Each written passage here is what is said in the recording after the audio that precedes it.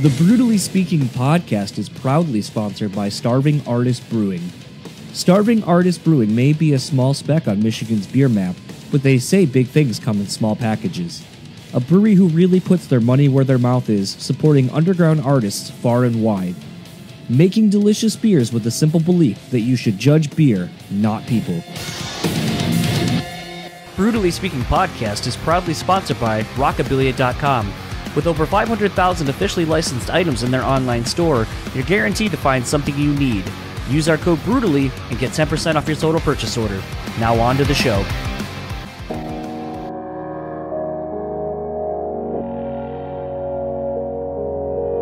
People say you have to have a lot of passion for what you're doing. This rings true because it's so hard that if you don't, any rational person would give up. It's really hard, and you have to do it over a sustained period of time. So if you don't love it, and if you're not having fun doing it, you're gonna give up.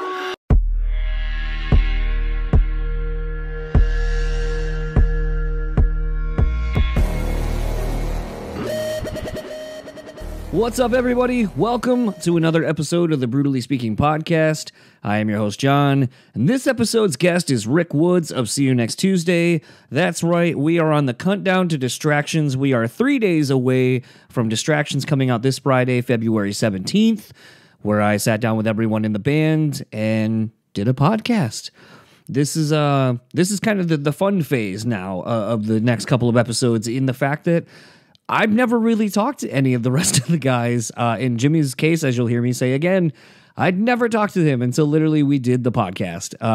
Rick is someone that I've known. I probably know Rick better, second best, however you want to say that, out of the rest of the guys. But I've never really actually sat down while not having beers and already being half in the bag. Like, I've never really sat down with Rick and talked about anything. And you know, my knowledge of Rick's interests are, you know, what I thought to just be tattooing, skateboarding, Magic the Gathering, PBR, and that's kind of about it. That's really all I knew much about him. So this is a really fun chat, and also was kind of the impetus of moving forward, why I wanted to do these with somebody, and why I kind of love having a full band, or the idea of talking to a full band, because there's inevitably someone in a band you don't know shit about, because they just don't do press, because they're not the vocalist, or they're not the main person that everyone fell in love with, or whatever.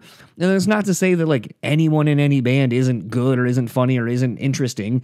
It's actually why I love talking to those people, because usually they are more interesting because I know nothing about them.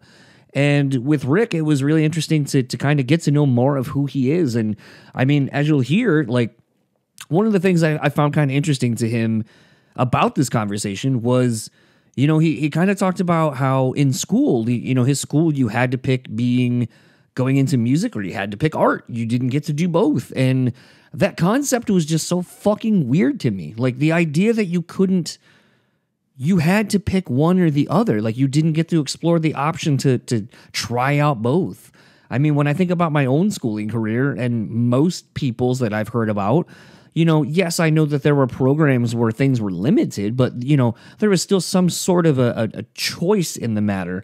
The fact that you had to choose one or the other, and that was it, I honestly think just brings to light, I mean, as stupid as it is to say it like this, it just brings to light that everyone's upbringings were so different, but honestly, it puts more of a spotlight on the fact of, you know, that arts and culture and these programs and stuff in our public school systems and so forth really are taking people out of situations and experiences that maybe will inform them and make them become or excited about this thing that they'll carry with them throughout the rest of their lives. I mean, it was interesting to hear Rick say that.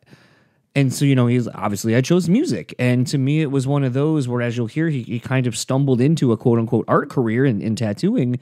But it was one of those things where I was like, well, I mean, do you think maybe the adverse would have happened? That if you went into art, you would have been more into that, and it would have taken you maybe this long to start getting into music in the capacity that you have?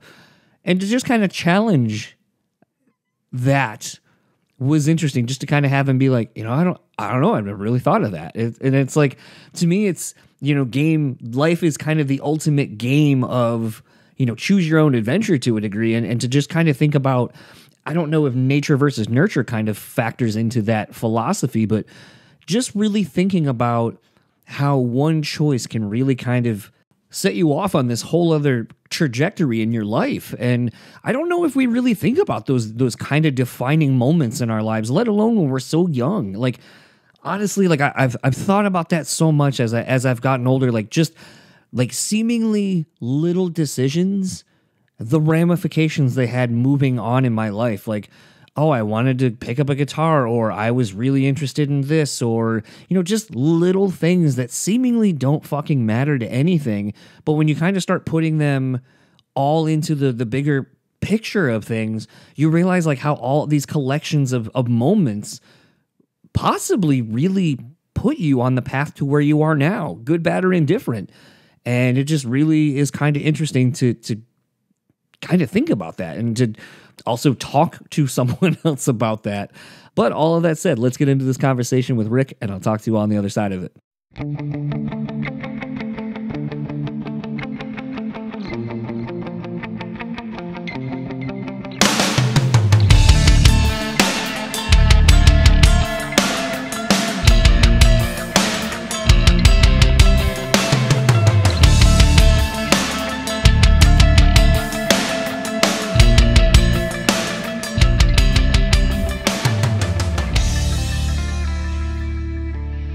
It was funny because, like, even talking to Fox, he was just like the first question, I think I just asked him, like, I don't even remember what it was off the top of my head, but he was just like, that's why you're so good at this. And I was like, it's just a fucking question, man. Like, I don't know. Like, I think that's the thing, though, is like, I think a lot of people, I've noticed in doing this show for like 6 years and talking to a lot of like people in like super aggressive bands and so forth, I feel like everyone just is so focused on like, you're the next heaviest, loudest, angriest thing, whatever, and getting so like entrenched in that bullshit that I feel like people forget that like people in bands are just fucking people, and they like fun things, and they like live a normal, quote unquote, normal life. So like, I don't understand people are just so like enamored with that. These people are people.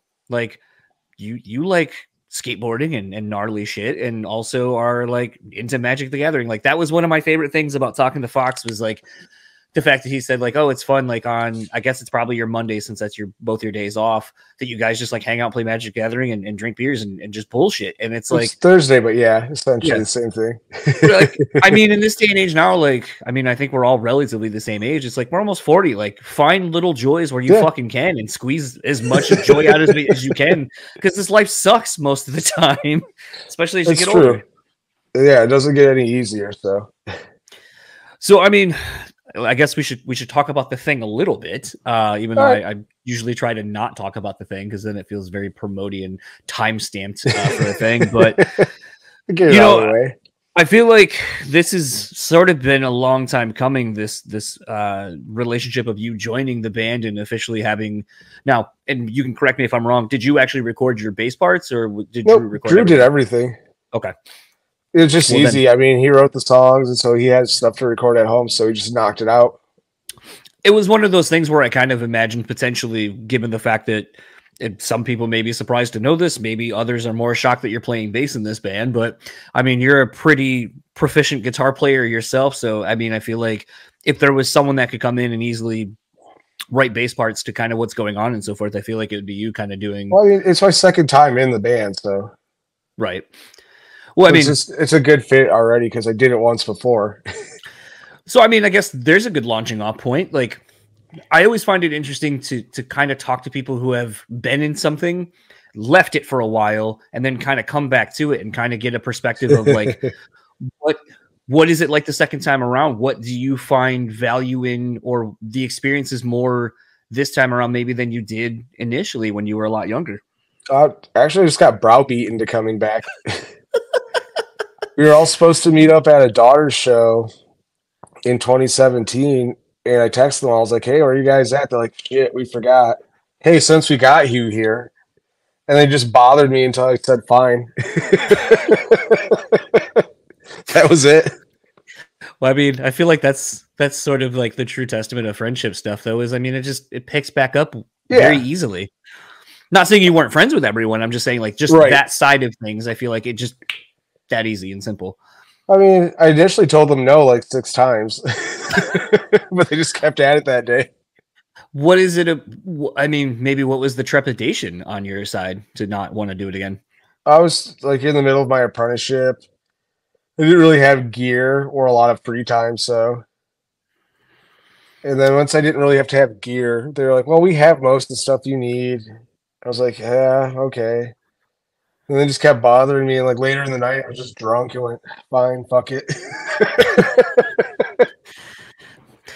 I feel like that's how like any like I mean shit that's essentially how I joined the band I was in. Like I was at a bar drinking one night. There was some metal playing, which wasn't normal for the bar I was at, and they were just like some people were just like, "Yo, you like this music?" I think it was a Children of Bodom song that was on, and I was like, "Oh, kind of getting into it." And they're like, "You like this?" And I was like, "I mean, it kind of beats like the top 40 bullshit that was on like most of the night."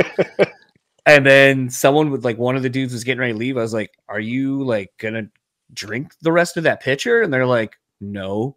And I was like, "Can I have it?" And then I just like downed it real quick. And they were like, "This dude needs to be in our fucking band." And I was like, because I can drink and I identified a metal song, like, okay. Right? Like, I mean, it works though. I mean, simpler times back then of just that's all it took was just that you seemed like you'd be fun to hang out with. And for us, it's just a lot of we're having to remember all the old songs. I mean, you know, Fox and I kind of touched on before, like obviously with Bear, but Fox being not the original vocalist of them when they went to go record Parasite, that a lot of those songs were already well worn out live. Yeah. I mean, what was, because I'm trying to remember myself, like I feel like you were around kind of around that time when Bear was still the vocalist and a lot of the material that would be Parasite was starting to get played out as the new stuff.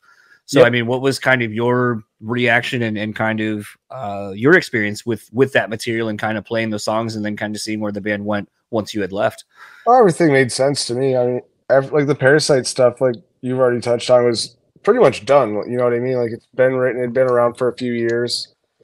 They put together, I can't remember how many more songs they like wrote at that time. Like 3, I think, or 4. It was like maybe 4, yeah, like maybe 4 or 5 songs that we hadn't been playing, or at least playing some version of before I'd left.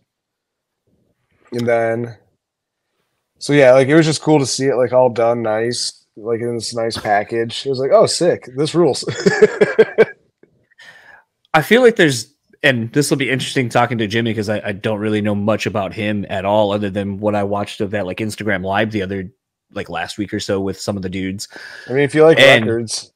Well, I do, but like the interesting thing that Fox was kind of telling me was that like, you know, he's super involved in like in that vinyl collecting scene, but also really knows a lot about like this style of music where like, you know, like more aggressive underground music where I would say I know like some stuff, and even sometimes when I'm like, "Oh, I know this," some people are like, "You listen to that?" And I'm like, "I don't know, I like it. It's fun for what it is." Like, I don't go out of my way and just listen to solely that. Like, you know, the irony as I just got done talking to Vinny from Naughty by Nature like an hour ago, and it's a thing where a lot of people are just like, "I didn't know you loved hip hop that much," or like, I always feel like whatever I listen to, people are like, "Oh, I didn't know you knew that much," or "We're into that thing," and right? It's like, I mean, I'm a product of MTV. Like, I listen to everything. Like, it's true how though. could you not? Honestly, I don't even think of it that way at all. But yeah, because you like if you sit and watch that shit for a few hours, you've seen a little bit of everything at least, especially like way like in the mid '90s.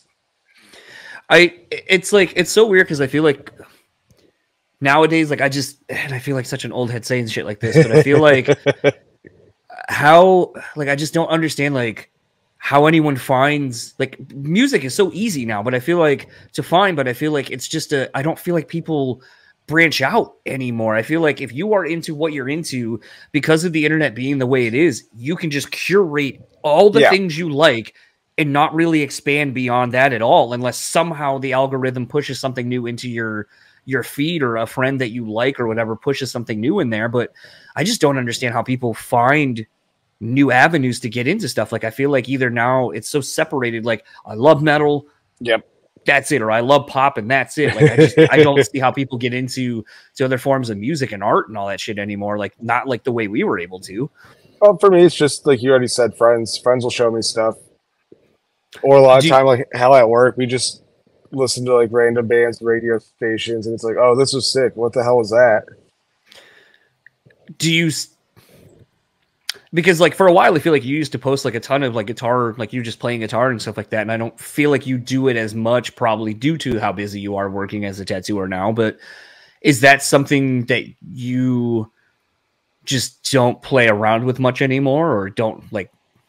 Well, it depends on just how much time I have, to be honest. Like with stuff I play guitar in, that's been kind of on the back burner because of See You Next Tuesday. That takes a lot of like mental focus and stuff like that. So I allocate that amount of time towards that stuff. Have you like? It's funny you say that because Fox and I were talking about how he was like, I have no time to do anything anymore because like now the machine's been woken back up and it just literally like shows and doing all this prep and shit. It has taken like all my free time to do stuff.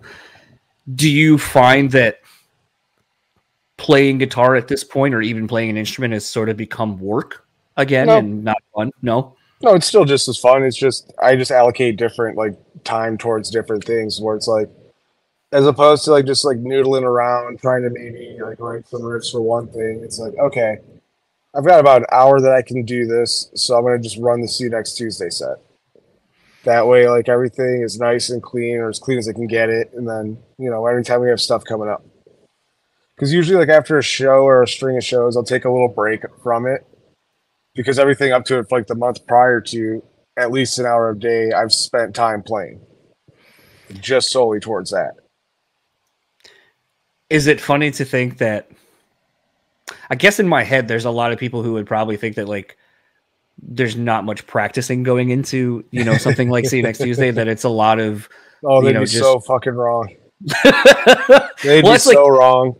Even in the new video you guys drop, like there's like a nice little, and I know this is more Drew's thing, but it was, you know, you see you playing it in this along to the track, but you know, there's some like interesting, like little like bass melodies and stuff going on in the song there, like kind of some jazzier shit. And I was just like, you know, there are probably so many people that it's like, you're going to hear that and they just go noise, or I don't hear like, or how is it all bridge? But to kind of see and listen to something, you know, like the new single and some of the newer stuff, it's really interesting to see the growth and maturity, for lack of a better term, in the music. And just he got better at songwriting, period. That doesn't make the songs any less hard to play. Like the stuff before might be more chaotic to an extent, but like the shit is hard to play. There's a lot of technical like skill that you need to play those songs, especially at that speed. Like now being older, it's like hell. I have to work so much more to be like good at it. Like because there is other things going on in life, so it's not like my only focus. You know what I mean? Well, I mean, kind of good. Oh yeah. But like, so like when I was 19 initially in the band, that's what we did all day, every day, pretty much. We'd do band stuff, either being on tour or working on stuff. Then like play Halo 2 at night. That'd be it. Now it's, you know, I go to work, I gotta go grocery shopping, I got like stuff I gotta do around my apartment. I have other obligations. I think like what's been interesting from afar, you know, and I'll kind of get into this more with the other two guys eventually, but I think like there's this weird misconception of like that you're shucking responsibilities as an adult. Like I kind of have been going through it, like when I got back into the bar industry and working like weird hours, and even like just leaving the brewery now, but like I'm leaving the brewery I worked at to go be a general manager at a lids store, basically. So like going back to mall and retail. And it's funny because I know a lot of people will be like, oh, it must be so nice. You don't have to get up at like early in the morning or to have to do all these things, or, you know, like you have like a Monday off or like these weird days. And I feel like when people say it, it's almost actually to kind of piggyback from a previous conversation with Patrick from Ice 9. You know, we talked about this phrase that we fucking hate, must be nice. Like, and it's like they say it with such condescension that it almost becomes this thing. You're like, it must be nice that I work hard and like I have these luxuries of these things that my job affords me, but I don't feel like the undertone is like, you're undervaluing and underselling what I do as a career or a job or whatever to support myself. And I feel like tattooers probably get a lot of that. Maybe you can speak to it more, having, gone through the apprenticeship and doing a bunch of other stuff over the last few years in your own career in it. But I mean, I don't know. Like, do you find that like as an adult, like as we get older, there are people who work the traditional 9-to-5 system and feel like that we are somehow shucking responsibilities as we get older? Absolutely. But it's different. It's just my responsibilities take place at a different time frame. That doesn't mean I have a lack of them. They're just differently shifted. Cause like I usually spend my day, like I get up, kind of get myself about, then I draw for a few hours for my appointment. And if it's like something real big, I'll started the drawing the night before. So, I'm working before I'm at work. Then I do see you next Tuesday stuff. I eat lunch. Then I go into the shop, tattoo all day. And it's kind of like repeat. So I'm kind of like, I have stuff I have to do almost all the time, every day. I think it's been a thing for me. Like, I think for tattooing, especially, and I've talked about this on the podcast between Fox and Bentley and a few others that have been on, but I feel like there's just such an undertaking people don't see, like the behind the scenes stuff of like you said, like spending time drawing up stuff you already have for clients you already have booked time with you, but then also probably and possibly drawing up stuff for like, if you do walk-ins at all, like you have to be ready for that as well, potentially, of just like, here's some designs, or if you do the touring circuit of I have a line folder of like 60 designs in it at all times. Like if I tattoo one thing out of it, I take it out and I put something new in. But I mean, like, I think that speaks to the commitment that I just don't think people see behind the scenes of like what goes into it. They just assume like, oh, you fuck off all day and tattoo for a couple hours and life's great. I mean, there's some days where it is exactly that. It is great. So, I mean, it's a trade-off though, because like I spend time working not at my job, so I can fuck off sometimes when, if it's just a slow day that, there's nothing I can do. Right. Be like, hey, come in until I'm blue in the face, but if people don't, I guess I'll fuck off. What had, because you sort of had an interesting journey into the tattooing world where you were kind of, started off being like, forgive the phrasing, but everyone knows that this is what you call it, but the shop bitch, basically, you've like, whatever. The front desk person kind of just doing whatever the shop needs. And was your goal always to get into tattooing? Nope. It was like the last thing I cared about. I got paid really well to hang out with my friends. And like most of the work I did for that job was done in the first 2 hours of my day. So it's like sick. Hang out, talk shit, get paid. Cool.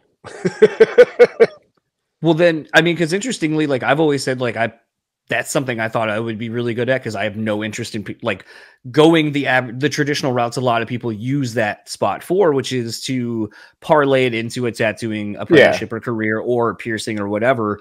I have no interest in doing either, and I don't think I'd be very good at either on top of that. So I've always said like I'd be the perfect person for that because I don't have any aspirations to do that. But what ended up being the catalyst for you wanting to kind of progress and actually get into tattooing from an artist standpoint? Oh, they told me I had to. You got bullied. It's the same story. I got drunk. They texted me a couple times, and now here I am. Oh, no, I was clearing the shop one morning, and everyone's like acting weird as hell. Like, what the fuck is everyone's deal today? They're like, hey, come to the basement. We got to talk to you. I'm like, fuck. Now what? Like all I could think was like, what the hell happened? Like everything's been going real nice, real easy. No one's complaining about shit. And they go, so we're going to apprentice you. And I was like, why? They're like, well, we're sick of paying you so you can make us some money. And they're like, realistically, you've been really loyal to the shop, and we figured we'd offer this to you to see if you'd want it. And I was like, all right, cool, let's go. It was real simple, real easy. How did you find, because I feel like your apprenticeship went, from my perspective, went pretty quick. I mean, it was 3 years. Was it? Yeah. Shit, in my head, I was like, oh, I feel like at the end of the first year, you were like pretty much tattooing already. Like pretty like a year and a half in, I think.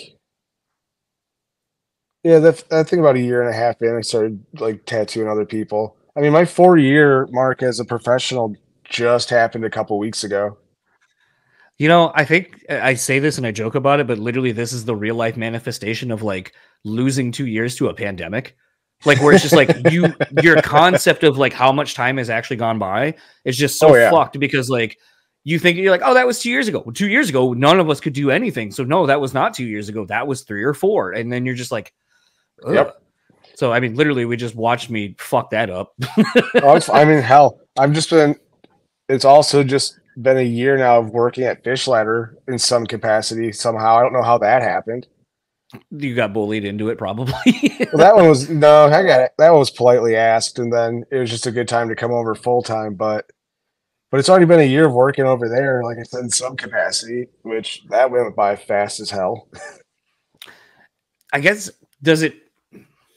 Because I mean, to me, like when you started your apprenticeship, it just seemed like a very logical progression. Like, yeah, of course that makes sense. Like, I know you are someone who I would say is pretty artistic in a lot of different capacities. Like, obviously we talked about you playing instruments and so forth, but I think even getting into skateboarding as much as you were before kind of the apprenticeship and so forth, I think people don't understand like just the mentality you had, like just outside the box thinking about stuff to like see lines and to kind of think about how you just approach the world from a completely different perspective because you're kind of looking at it like, okay, how can I grind this and then transition to this and da da da da da. Like you're just looking for the next thing to keep something going. Yes, and I feel like always been a weird thing for that. Plus, also go into the fact of like just the graphic design nature and kind of the art and tagging and all that kind of stuff, that culture that goes along with it. Like I said, it just seemed like a natural progression to me that you would obviously end up tattooing, but I was more interested to see what was going to be your style. Heavy metal tats. I mean, I definitely think that some of the people you were learning with and getting tattooed from, it just made so much sense, like to kind of start seeing what you were doing. But I'm kind of waiting to see almost like how Fox was getting into like landscapes and stuff like that and painting. Like I'm almost waiting for this like the weird Rick phase to start coming out soon and just being like, all right, now I don't know if I'm artistic enough in that sense for that to happen. Cause like with art stuff, I've only really been doing it since I started apprenticing. I didn't really draw or paint much beforehand. Really? Yeah. See, I figured, especially skateboarding and stuff like that, like I figured you probably would have been someone who like would at least draw stuff. Like, I mean, I just feel like that's such a part of our childhood kind of in that space of just like drawing like band logos and like I was more of different styles into vandalism and doing bad shit then. Statute of limitations, I think we're good on that. Yeah, we're clear on a lot of this, fortunately. But I mean, that's what I was into as a kid, was just doing bad shit, causing trouble. Well, I mean, I guess I'm kind of surprised I mean, that kind of really threw me. I really honestly figured like there would have been this part of your childhood, like being into drawing and art and stuff, and that would have just been a natural progression to a lot of the other things that you seem to do. I can explain it though. It's like actually it makes more sense. So like with my school system, you could only choose art or music. You couldn't do both. So I did music, and I played trumpet, through middle school and high school, and parlayed that into playing in bands while playing guitar. It's not that I wasn't interested in that stuff. It's just I never had a chance to do it. That's so interesting. I've talked about this a couple of times on the podcast, but like my wife showed me a TED talk with this lady who talks about multi-potentialites, and the foundation of the talk was that she mentions that when we grow up, we have to pick a thing. Like it was always, what do you want to be singularly when you grow up? And we had to pick and choose. And it's interesting to think back to that about how so early on in our childhood and our development, it's like you get to do a thing. You don't get to explore and traverse different ideas and see what sticks with you. And I mean, even just hearing you like going, I had to pick music or I had to pick art. And it's like, yep, the fuck it, like, really? Oh, dude, I mean, those programs are so underfunded in most places. So it's like, what do you expect? They don't give kids a chance to do shit because, there's no money for it. And it seems like they try to find ways to gut that constantly. So, I mean, let's play like, I might be using the wrong word, hyperbole here, but like, do you think like, Do you think if you would have, I guess, chosen the art path, do you think that music would have taken you like almost as long to come back to as sort of art has for you in your life now? I have no idea. I mean, I grew up in a household where like my dad played guitar since I was a little kid. So there's always like one to play with. And I've always, did stuff with the guitar. So I don't know if I'd be nearly as good at it as I am like at this point, but it's just one of those things that's fucking hard to say. Well, I mean, I often a lot of times try to think about, just life. I mean, as I now take way more shrooms and do a lot and get high a lot consistently, like I feel like I shucked all that shit when I was like in high school, like where most people started doing the things to where now they're just like, yeah, I'm pretty chill. I just like have some beers. Like now I'm like the fuck it, man. Like let's start microdosing on shit. Let's try acid. Let's try like, all these things and like just kind of explore. But I think beyond that, what it's really done for me is kind of just it gets you out of your own way and kind of just makes you deal with the shit that you're kind of shucking off in your day-to-day life and kind of makes you address it and think about it. And I mean, I hate to say it like this in such a positive way, because I know people sometimes can't handle the things that they're going through mentally with these things. Thankfully, I can. But I mean, like the trip I had 2 or 3 weeks ago informed the job choice I made, to where I was like, I'm tired of just working some bullshit thing and not being able to be given the responsibilities I'm looking for. I'm going to go somewhere where I'm valued and I can challenge myself and see if like I can be these things that I think I can be. And now here I am like 3 weeks later after doing that. And I'm like, man, fuck, all from taking shrooms and being honest and real with myself. That's the good thing about them shits is they make you do it, because like they're going to put you in a spot where you're like, oh boy, this is everything I've been thinking about. Here we go.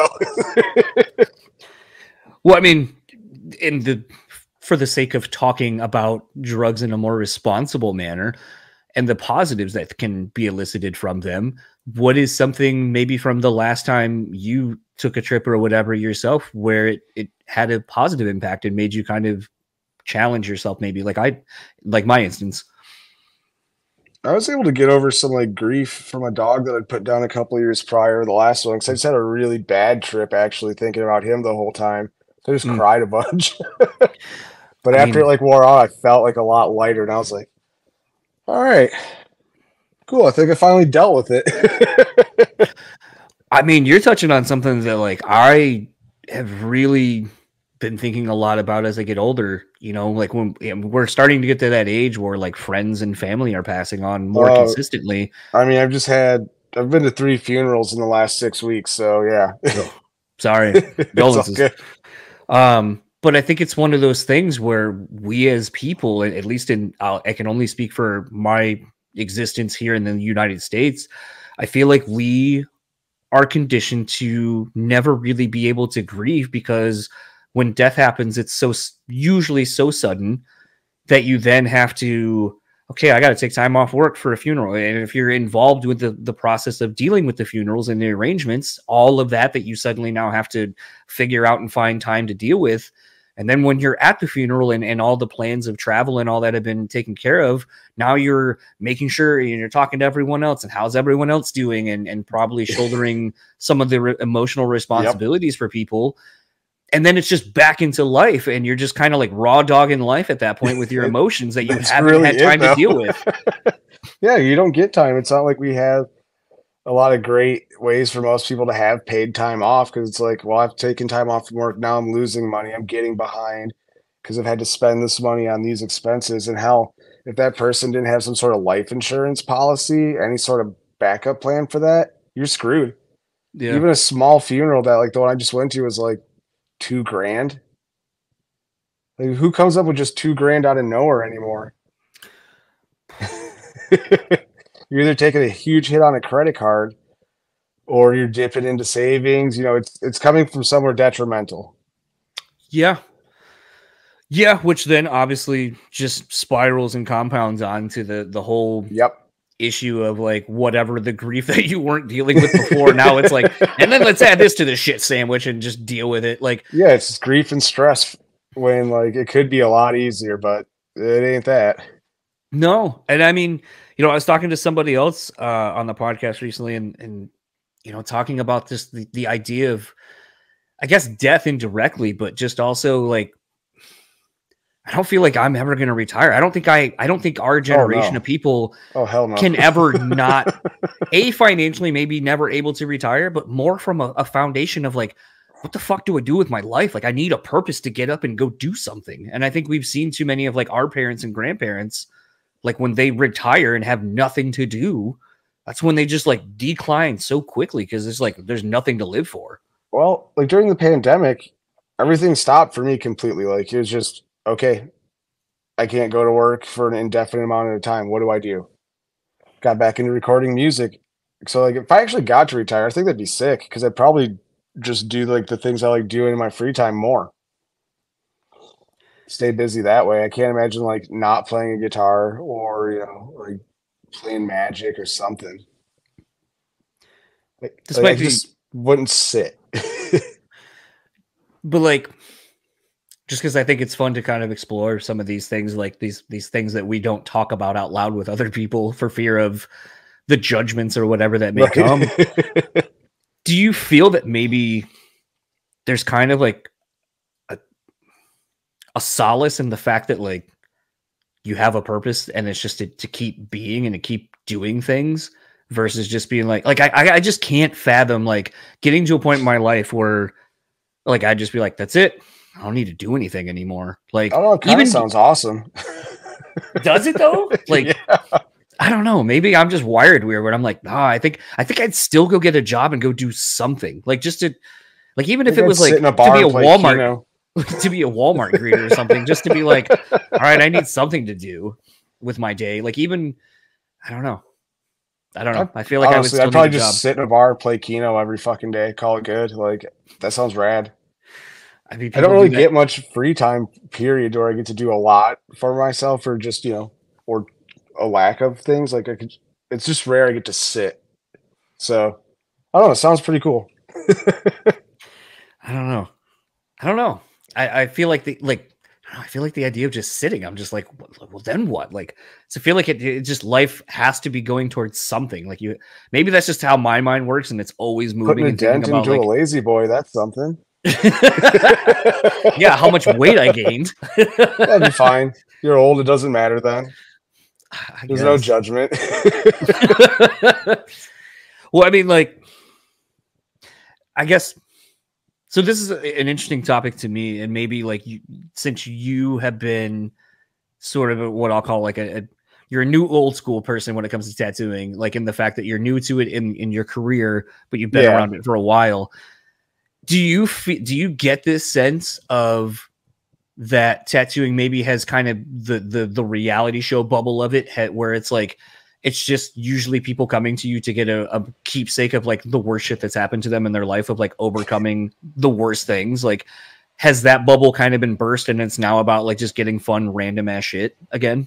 No, it's always going to be both, because depending on how people find their way to a tattoo shop's all dependent. Like some people might be like, hey, I got a sick tattoo. And someone goes, cool, I want something like that. Or other people be like, well, I have no other ways to think of how to commemorate or, at least make note of this event happening. I guess I'll go get a tattoo.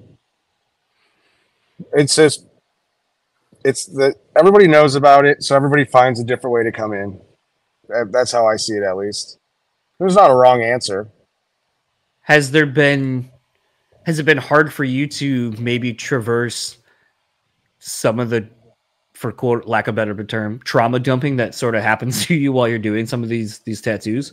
Nah, because usually, like a lot of times, I'm not even talking too much during the outline. Like a lot of those tattoos, there's not much more to it than an outline. So usually I'm like, all right, well, we're all done. We go wash my hands. I'll meet you up front, and then I send them on their way. Fair enough. Just try to be polite and go, Well, I mean, I feel like that's just like, again, kind of, I guess, just think like personifying the thing that like I don't think a lot of people think about. Like, no, they don't. But who am I to judge? Well, I don't think it's not even coming from the perspective of like judging. I think it's more of a like, what do you do with that information at that point? Like, how do you relieve yourself of it? And honestly, like, I don't know. I think about a lot of those things because I think even like working at the bar. Yeah. Like there was one night, like working at the bar one night as a door person, like I'm not drinking. I'm typically not talking because like if I had to talk over everything else, I'd just have no voice every day. And I remember there was a dude I was keeping an eye on because he just was like kind of seemingly really fucking drunk and running into people on accident. And then people would get pissed and then he'd kind of match the energy. And I started to be like, man, I'm going to have to kick this dude out. Like that's going to suck. And then I heard him talking to someone for a couple of seconds, like closer to me. And he's like, man, I'm really sorry. My dad just passed away. And like, I'm just not okay. And then all of a sudden, now you feel bad. It went from me being like, fuck this dude. He's an annoyance. And he's like probably going to start some shit to being like, oh, fuck, man. Like this is his worst day. And this is the only way he knows how to deal with it. To then kind of now all of a sudden, like I'm kind of feeling sympathetic for this person. And then when I walked away, I thought about him and what is the rest of, his day or his life look like, because I don't know, it's just hard not to think about those things. So I feel like the adverse would be if you're hearing about people's bad days or bad things that have happened to them, that it would just, you'd carry it with you for like the rest of your day until you can kind of get through it. I don't know. I'm pretty good at like separating that stuff and being like, that was a bummer. Well, anyway, it's if I don't know this person, it has no effect on my life. Like, yeah, I can empathize with them. And it's like, this sucks. I'm sorry to hear you're going through this. But when I'm done with that tattoo, I don't know. It's pretty easy to just like cut that rope and move on. Cause like from working in kitchens, bringing a bad mood into work could bring the whole kitchen down and ruin the night really quickly. Yeah. Whereas, like, if you're having a bad day outside of work, drop that shit. You're at work now. Let's go have a good night. Let's get through whatever we're going to get through. And everybody has a way better time.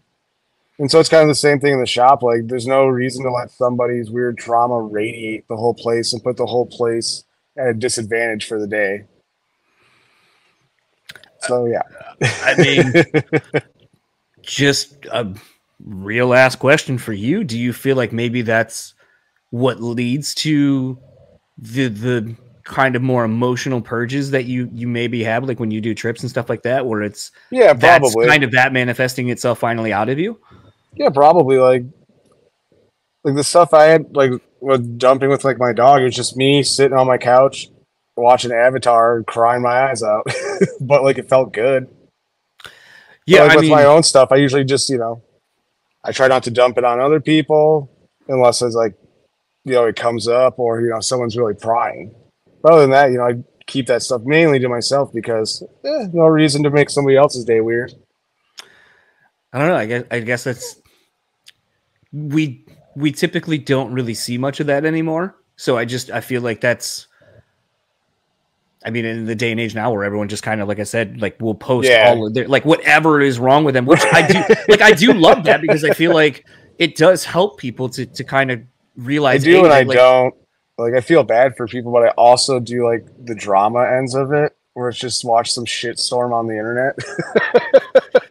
And I think that's unfortunately the downfall of it is I feel like there are those that do it and it's not really necessarily to help them to get through something. I think it's to seek attention and validation. Yeah, that's exactly and like what that it is. Sucks. But I feel like the adverse of it too has become like, because there's so much of that, I feel like people maybe don't put themselves out there maybe as much as they should or could because they feel like that's all it's going to be. Yeah, because it depends on the person. Like most people know if they're going through a rough time, they can kind of put it out there and it'll be genuine. But then like you said, there's those motherfuckers out there just stirring the pot, trying to seek for attention, and that's completely different. And I think that's very readable as well. Yeah, I think that's kind of. I don't know, because like I feel like. Sorry, I'm kind of trying to process my own thoughts. It's okay. And, like, where I'm going. And that's the only downfall of like when I do some of this and I don't have anything scripted and written down. It's like the real moments of like how do I ask this and where is my mind going with this? Because no, I think that's cool as fuck though. Like doing the scripted stuff's weird. Yeah, I definitely learned. I mean, I got really good at it, but it was all based on having conversations in my head with a person that I've never talked to. And then I go, that's a good question, but how do I get there? Because you can't just ask someone that right away And then it becomes like creative writing, like, okay, like, and then we get to here, and then this is how we end. And that's about 25 minutes, and then we're done. And I got really good at it, but it's also a thing where I was like, I never left any room for spontaneity. And it's like, I remember someone was like, that's not how you, like, if you have a conversation with someone, that's not how you go through life. Like, you don't go like, okay, Rick Woods, let's have this conversation that I've already started. Like, no one fucking does that. So it just becomes this thing where it's like, I think because of the internet and stuff like that, and everyone wanting to present that we are so knowledgeable and so perfect and everything's great, that it just creates so many false ways to present your life and things, that it's like being real and being honest and not having the words sometimes to communicate with people. I think we're so afraid of having those vulnerabilities that it makes it hard to kind of feel like it's a downfall to be like, oh, I'm sorry, I couldn't think of something right away that I'm currently working my way through mentally. Yeah, and sometimes I would just saying that's enough too, though. Be like, hey, I don't really have the words right now, but I feel for you. It goes a long way.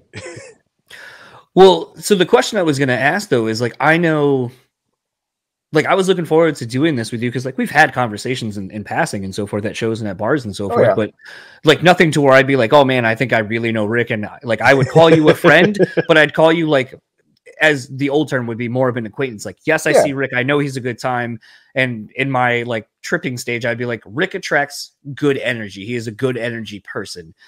But I was also looking forward to this because I feel like maybe, obviously, there's more to you than what I see you post online and the few things I know about you from our interactions. But I also wonder, like, if it has become sort of, I don't want to say hard, but maybe people have this perception of who you are based on what little they actually know of you, and that you have to kind of maybe overcome those things and those perceptions at all. No, I mean, to be honest, I don't really know for the most part who or what thinks what of me. There's no way to judge that. I just try to be who I am at all times, which is usually just loud and obnoxious. But Same, and short. Like, yeah, exactly. I'm short, my mouth is big, and I'm usually like screaming at the top of my lungs half the day. So whatever Same. people take away from that, like, that's fine. I'm not too worried about it regardless. Like, I'm going to continue doing that. I mean, it just makes me smile. And that's usually like my top priority. Like, I tell people constantly, I'm the funniest fucking person I know. I haven't been proven wrong yet. Yeah, unfortunately, I was reminded watching a Facebook memory, and it was like the city digging up like literally the road in front of our house at like midnight. And we're like, what the fuck? And I started off, I was like, oh, my wife was recording it and she was behind me. And I made the joke because she was like, yeah, they're digging holes. And I was like, yeah, we got Shia LaBeouf out here paying for his penance for being a bad funny kid. She was like, what? And I go, Holes was a movie with Shia LaBeouf. And then she's like, I never saw it. I was like, that's because you ain't no bad kid that had to like pay consequences for being a shit person or something like that. And I just was like laughing at my own joke. And I'm like, that's fucking funny. And she was just like dead silent. And she was like, my wife does not think I'm amusing in any way, shape, or form. And see, that's really how you know when you are the funniest, when everyone else is silent. Like, that's the best. Like, I love that more than anything, when they're just like. But like everyone else will laugh, and I'm like, that's what I want. I want the accolades and the knowledge that I know. That, like, I want the laugh. God damn it! That's see, I already know it's funny. That's why I'm laughing. I don't need anybody else.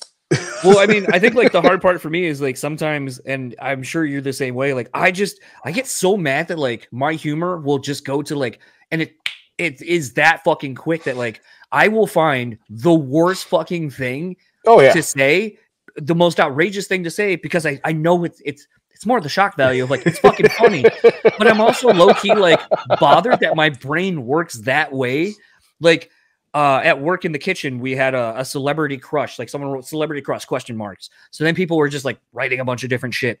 And someone wrote on there Vincent Gallo. And I remember like seeing it and I go, turned around because I didn't recognize the handwriting. I go, like, the director who made like Chloe Sevigny, like blow him on film and put it in a movie, like him, like that guy. And they're like, yeah. I was like, that's fucking dark. Like, holy shit. So then I said it to my friend, and then, actually, you probably know him, Jason. And He was like, Brown Bunny was the movie, I think. And immediately, as soon as he texted me that, this is what I sent him back verbatim. Yeah. And if you don't think I watched that and wished I could have blown out the back of her head like a JFK reenactment, well, I got news for you. And it all started because I just thought it was funny. This idea of like, I've never heard anyone refer to like getting a blowjob and coming in some chick's mouth, like blowing out the back of her head like JFK. And I was like, that's fucking funny to me. I mean, that is funny though. And then I was hoping he'd engage with it further so I could be like, oh, do you think there's like a single bullet theory or just taking it to an extreme? But like, I don't know. I find that shit funny. And a lot of people probably be like, that's horrible. Why would you? And that would be one where my wife even would just be like, yeah, but like, that's why it's funny. That's it. Like, it's not complicated. No. And I don't know. I constantly think about like, I saw, someone was talking about Bloodhound Gang. They're like, oh man, it would be great if Bloodhound Gang came back. And I was like, can they? I feel like this culture nowadays would be like, no. Jimmy Pop couldn't say half of the shit he talks about. Nope. No, half the stuff from like that 1997 to like 2002 period would not exist now, ever, if it wasn't already there. Yeah, I mean, that's like, it's funny. I was talking to a dude on Twitter and he was making the comment about how he doesn't want the White Man Can't Jump reboot. And he didn't know that Jack Harlow was going to be the Woody Harrelson character. And he's like, I don't want it. It's going to be garbage. And I go, but and I don't know how old this dude is, but I was like, dude, I remember when White Men Can't Jump was coming out and people were like, Woody from fucking Cheers being a basketball dude? No fucking way. This movie's going to suck. And I go, so here we are like 20 something, 30 years later. And it's basically the same argument, just in reverse. Like you don't know until you don't, like, until just let things be. Just go into it with an open mind and like have fun with it.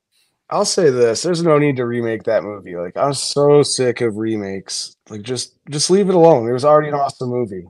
Like, why fuck with it? We don't need two of the same movie. Make a new movie.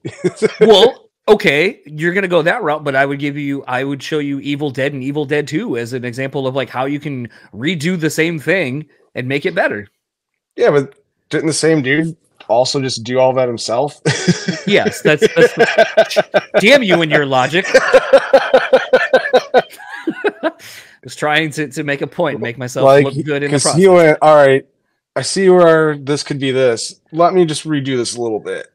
That's different. Like, he was just fixing things up. Well, I don't know. There's very few remakes that I've thought were like fucking amazing. Well, I mean, what did you think of the Evil Dead remake? Because now the second one's about to come out soonish. It was all right. I know they used the most blood ever in a movie, and I thought that part was cool. I was like, sick. That part was fucking pretty awesome. That's that's a feat. That's a thing you did. Like, all right then. But I don't know. It's been fun to kind of see, like, my wife hates movies too. So like a lot of times I feel like I'm so far behind on like a lot of shit that's coming out. You want to talk about like just doing things that you enjoy. Like, that's been one of the perks of like having a non-traditional schedule, is that like a lot of times I'd go to the movies on Mondays and just go see shit. Yeah, because I either didn't work or I didn't have to be to work until way later, so I could go to an early movie and just sit in the theater by myself. Early is so sick. Yeah, it is so sick. I love that shit. Yeah, I mean, you feel like a failure spending $40 on yourself between food and concessions and shit. No, eating pretzels at like 10 a.m. by yourself, going like, I'm usually pretty happy about that. I'm like, sick. There's nobody here. I've got a fistful of hot dogs. Let's go. I don't know if I've eaten I've eaten some weird food at movie theaters, but I don't know if I've been venturous enough to get the slow rollers. All day long. That's like some of my favorite stuff. It makes me so sick to my stomach, but I love it so much. Dude, the amount of like garbage ass food that I eat, that I'm just like, this I don't want to say, I know it's not the peak of like food, but I'm just like, this is tight. I like these things. And I'm like, I know they're garbage. Like honey buns. My wife gives me so much shit for liking iced honey buns. I'm like, why? These things are so fucking good. And she's like, they're just so gross. And I'm like, I mean, is it though? More for me. That's how I look at that every time. I'm kind of low-key shocked that like, I feel like you and I were always like roughly the same, like literally the same size and height and build. And then I always felt like it was a thing where for some reason, I just kept eating the same shit and I got bigger, like outwardly. And somehow you still drink more beer and all that shit than I do and eat like hot dogs at movie theaters. And somehow you're still skinnier than me. I'm paying for it. I'll tell you that Right? much. Oh, good Lord. I have such a bad stomach at this point. Like, what was it 3-4 years ago? I had a tennis ball sized ulcer. So like I forgot about that. that hurt. That hurt real bad. What does an ulcer feel like? Hot, miserable, like you're dying. So I imagine it's sort of what a hernia feels like based on the few people I've had tell me about it. Not Oh, at you've all. had one of those too? Oh yeah, I had a hernia after I had my appendix taken out. Oh, all right. And I Well, pushed you're just it like back hitting the in shit myself. lotto here. You got that. Well, I haven't taken care of myself well, so it's like it's just a slow roll into awfulness. But at the same time, I'm not really going to do much about it. Like, I'll drink some water here and there. You know, it's funny. Like, I feel like at my age, like, I was just listening to Bert Kreischer and Tony Hawk on one of the Two Bears, One Cave. Yeah. And they were talking about, being older, and Tony Hawk, like, I was dumbfounded to find out that Tony Hawk's dad was apparently just this massive fucking dude, like, just weighed, like, was like obese. Yeah. He was like, huge. Yeah, but like, I don't know, like, I guess I've never thought to like look back at his parents. But it's also a cool documentary that came out like a year ago about Tony Hawk's life. It's really good. But it was just one of those things that like you just think of, okay, anyone associated with Tony Hawk, like you look at his kids, they're all skinny as shit, so it just must be hereditary. So it was just this thing where like, they're talking about getting older, and it becomes this thing where like as we get older and we have advancements to live longer, I kind of keep coming to this wonderment of like, do I want to live like long? Like, and I'll take it a step further. Like, speaking of horror movies and such, I remember sitting on the flight back from Vegas with my wife watching Hereditary, and it was this thing where, spoilers, quote unquote, of like the way that the scene, like the movie kind of opens, but more importantly, when they get to the Sweden or wherever the fuck they're at, and the cult, and the people at like 65 or 75 just off themselves, like they have a date, like and that's it. And I remember thinking to myself, I was like, man, like I kind of low key fuck with that idea, because like, oh yeah, absolutely, like, you get to live your life to the max, when it's done. And you're kind of held in this high regard of just like, yeah, you fucking lived your life, and now we're going to celebrate you. And that's it. I mean, the gnarly part that you end up seeing when it doesn't work the way you hope it does is kind of fucked up. But like, I don't know. I just, as I get older, I'm like, man, like you see people living to like 80, 90, 100, and they're just like decrepit bones. And you're like, what kind of, like, all your friends are dead. Your family's mostly gone. Like you probably have no mind. Like what kind of life is that? That isn't a life, but some people still want to go for the gusto and see how many fucking numbers they can put up. Oh, I didn't know age was like benching. It looks like it to me, because fuck, that seems like work to stay around that long. Yeah. Like I'm cool at like 60, and even that's like, that's so tiring.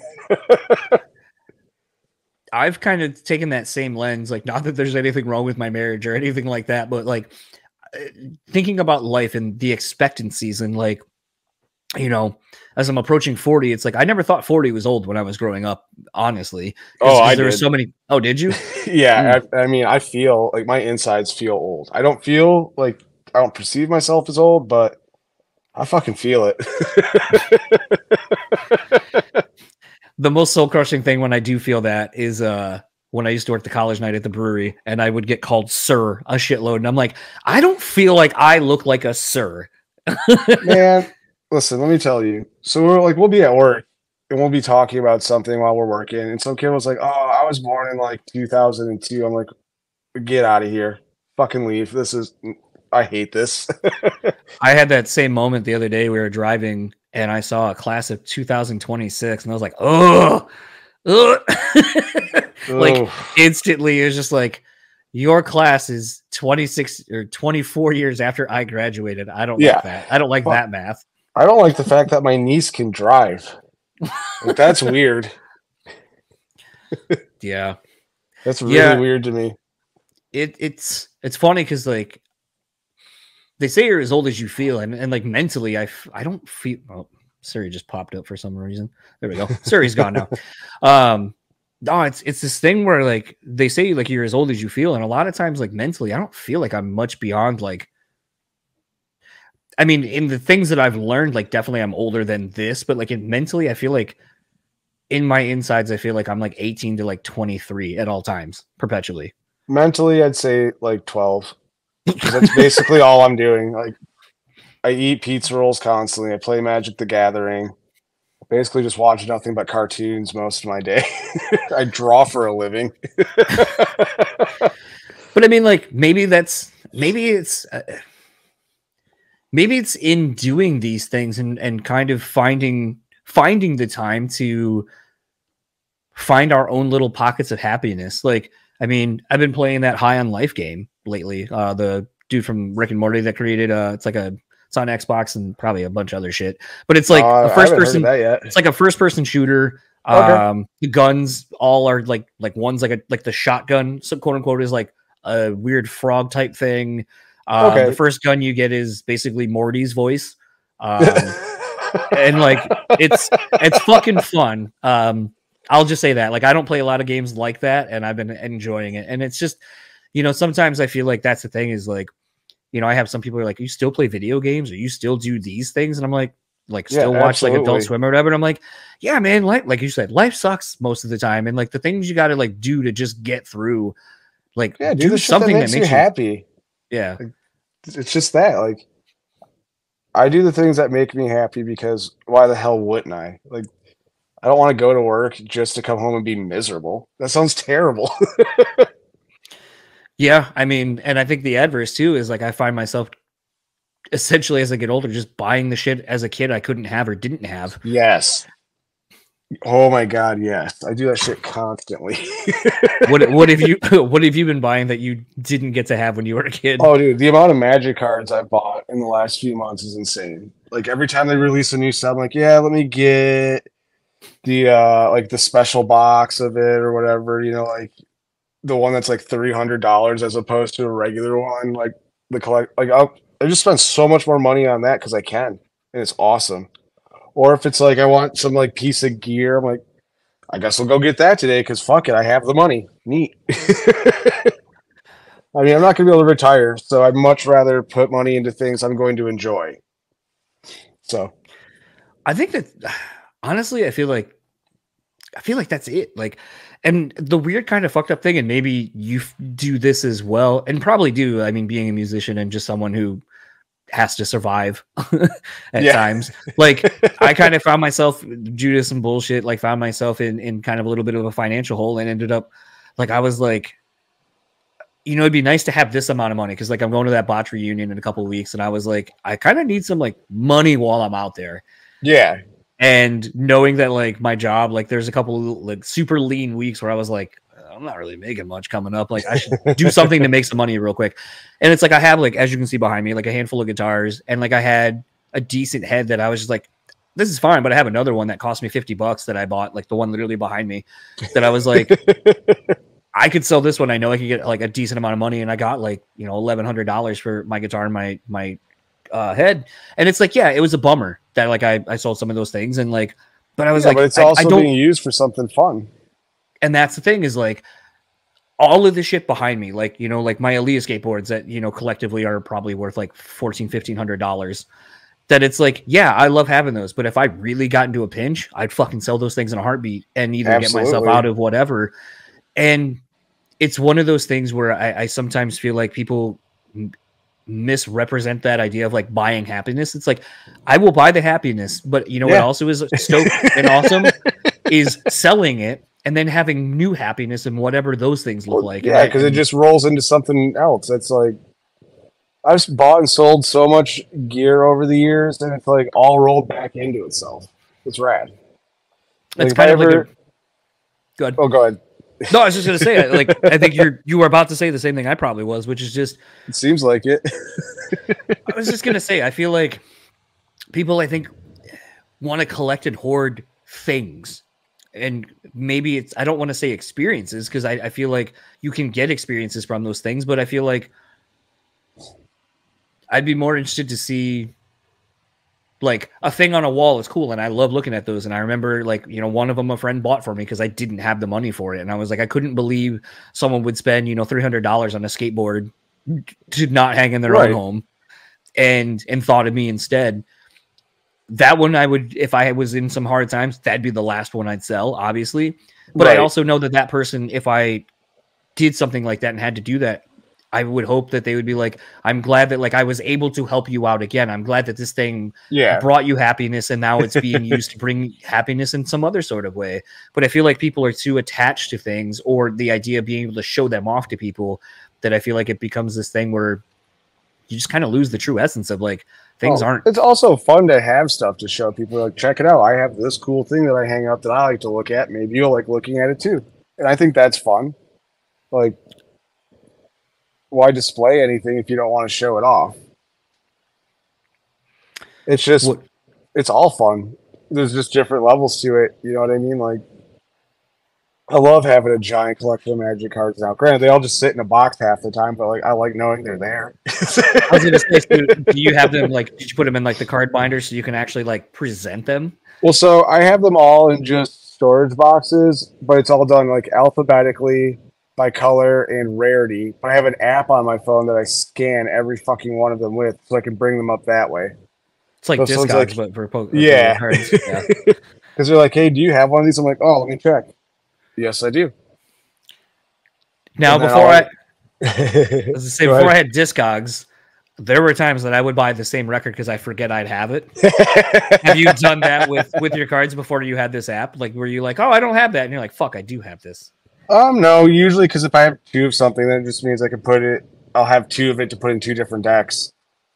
Fair enough. Because like we specifically play a singleton format, so like I only need one of anything, but I typically run a lot of the same colors and like some of the same stuff, so I have a bit of crossover here and there. So having multiples is fine.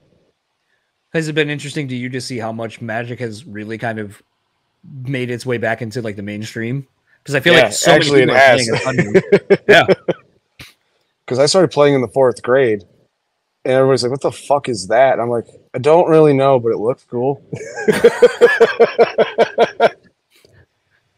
And now they've got all these fun different formats, and there's people making a fucking living off of it on YouTube, which is wild to watch. But it's cool. It's cool to see how many people in music play too. I was just gonna say the amount of like band dudes on Twitter that like there's a security venue or dude that works at the intersection. I guess now works up in Detroit at a couple of venues as well. Dale, he constantly is interacting with like all these band dudes, and they're like, man, can't wait for you to come so we can get like a game of Magic in. And I'm just like, and then even seeing some people who are like, maybe we should just include in our paid meet and greets that like, you're just going to play Magic the Gathering with us. And I was just like, oh, I wish. Really that'd be so sick. That level? You wouldn't have to pay to get in though. It'd be like, yo, come sit down, get your ass whipped. Maybe that's something you can look forward to with the upcoming, the next See You Next Tuesday dates. Like when you tour is just challenging people to games against you guys. It's so hard to find time. Like we've brought decks a couple of times, but it's like between load in and like everything else, we're like scrambling half the time. And so it's like, oh, we're loading. I'm like, never mind, I don't want to play. Just take a nap for 20 minutes. That's the priority. We're trying to play kids on spell table though. I don't know if you know what that is, but I assume it's just like an online way to play the game. Yeah. And we're kind of like, we've been troubleshooting some of that, and we're getting ready to do that. I think we're going to build some, like, get some prize support, like have play mats or sleeves we can give out if people actually beat Fox and I. That almost seems like... Go ahead. Oh, but I was saying we were trying to think of like some stupid, clever name, but we haven't gotten that one yet. Some other vagina reference. Well, like, I'm interested, like, as you're saying that, like, my first initial thought is, like, well, like, why not run with it with, like, merch designs and so forth and just kind of, like, really play into, like, the other things that you guys are into as the individuals in the band? Well, like I said, we wanted to give stuff more just related to that for the kids that play us, because, like, I think that's way more fun. It's like, cool, anybody can get a shirt at the show, but it's like, you beat us, so here's a 6 See You Next Tuesday play mat for you. And if you're like ever thinking about getting into Magic, here's a new incentive. Like, you can watch us play, and then you can try to come get some. Because like we play high powered ass decks. It's not quite CEDH, but like everything we do is mean. Like, it's all terrible. I feel like any game with friends, that's all it turns into, is just being an asshole to your friend in a game. If you're doing it right. That's who you go do it to, because like I don't want to go play at an LGS and play with like random kids, and then all of a sudden like, you know, doom scrolling Reddit before I go to bed and see some kid crying about me on the internet. So I'm gonna be like, great, here we go. Everyone's gonna be like, oh, why don't you talk to him and blah. I'm like, oh my god, it's a fucking game. Well, that's like not related to that, but it was like the first thing that popped in my head when you said that. It was just like being like, quote unquote, being an asshole to someone for being good at your thing. Like, you maybe remember this name and maybe you know the person. Do you remember the band The World We Knew? No. Okay. So my friend Frank was the vocalist of that band and has parlayed his career into, you know, being more of a behind the scenes person, you know, merch, TMing, all that kind of stuff. Yeah. Long and short of it, though, when he was still booking shows and he was out with different bands as a tour manager, I remember this kid that like lives in Muskegon, like hit me up on Facebook randomly. He's like, man, your friend's a fucking asshole. And I was like, what? And he was like, yeah, man, he's an asshole. And I was like, okay, context, like what happened? And he's like, oh, he squeezed me for more money. And then I, like, having booked shows, I was just like, wait, so like, and I knew the tour he was talking about. I was like, well, like, did he squeeze you for more money or did he squeeze you for the money that was the guarantee? He goes, well, it's the guarantee, but the show didn't do good. And I go, well, no, he's a good TM and he's doing right by his band. Yeah, exactly. He's doing his job. And you were trying to be the shitty person and not pay him what you owed him. So no, he's not an asshole. He did his job. I was like, you're the one being an asshole. And then he was like, well, I mean, I guess. And I was like, no, there's no guessing. No, like, yeah. That's literally his job, is to get the money that you guaranteed him. So that's why it's called a guarantee. Yeah, like that's the word right there. Like, do you not know what the word guarantee means? If you guarantee this amount of money, that means it doesn't matter how they get it. You give them that money. And then I was like, worst case, you as a promoter should have realized that your show wasn't doing good, reached out to them ahead of time, and then advanced them and been like, hey, can we work? Like, the show's not doing great. Can we work out some kind of an ulterior, like a back end deal of some sort of whatever? Anything. Like, and I'm sure a band that's touring, especially at that level, probably would have been like, yeah, let's do that instead of either A, getting fucked financially, or trying to fuck us, or losing the show entirely and now having an off day, which fucks everything else up. Oh, dude, off day is the actual worst. It's not an off day. All it is an off day of not making money. Yep. I hate that shit. Just play shows every day.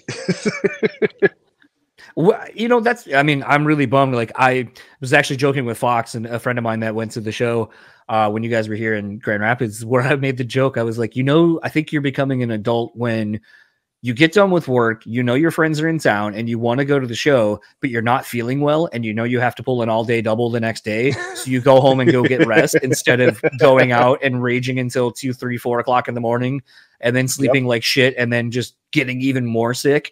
So all of that said, because I went to the last handful of shows before the band kind of went on a hiatus. I was, no offense, I was pleasantly surprised to see how well all the shows were attended that you've been playing. Yeah. Hey, same. Like, I have it's been a huge surprise. It's been awesome. It's been so sick. But I did not think we'd get like that kind of response. Especially because, well, so back in the day, we started touring a bunch because everybody just kept telling us how much they hated us. and people in other states were like, we like you guys, come here. We're like, yeah, fuck this. Let's go there. Go where we're wanted. Yeah, exactly. So it's been like just a really nice surprise, especially like in Michigan, to see like good turnouts. I think the thing for me, and like it's actually, you're going to be the first person I really have ever asked this question to. And I feel like I got flamed on Twitter the other day, or probably a few weeks ago, because I saw, I think it was Spearbox announced their headlining their tour with like Straight from the Path and all them. And most of the dates were sold out except for Michigan. And I was like, it's always Michigan that like you'll see a full fucking sellout, and then it's Michigan that ain't sold out, not even in the low ticket warning, whatever. And actually, I think it was Craig from Straight from the Path posted like all the people that talk shit about Spirit Box, and like we'll see what happens when the hype on the internet doesn't translate into ticket sales.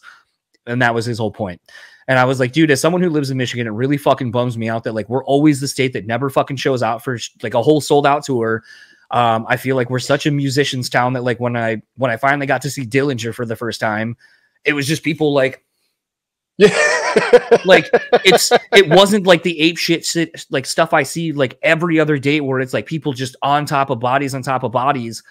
And I just don't know if it's our city, if it's our state, like if it's our, like, I don't know what the fuck it is. I just don't feel like it shows out and shows love as much as literally anywhere else sometimes. And I feel like maybe it's just me and I don't know. Like, it's just the only things I notice, but I don't know. Like, and it was kind of the funny thing when your shows were happening. Like when you announced Pyramid Scheme, I was like, I'd be interested to see who comes to that. Cause I mean, I think it's a sick lineup, but is it? And then you guys played and it looked pretty fucking well attended. And I was like, good on you guys. As far as we know, I think it sold out.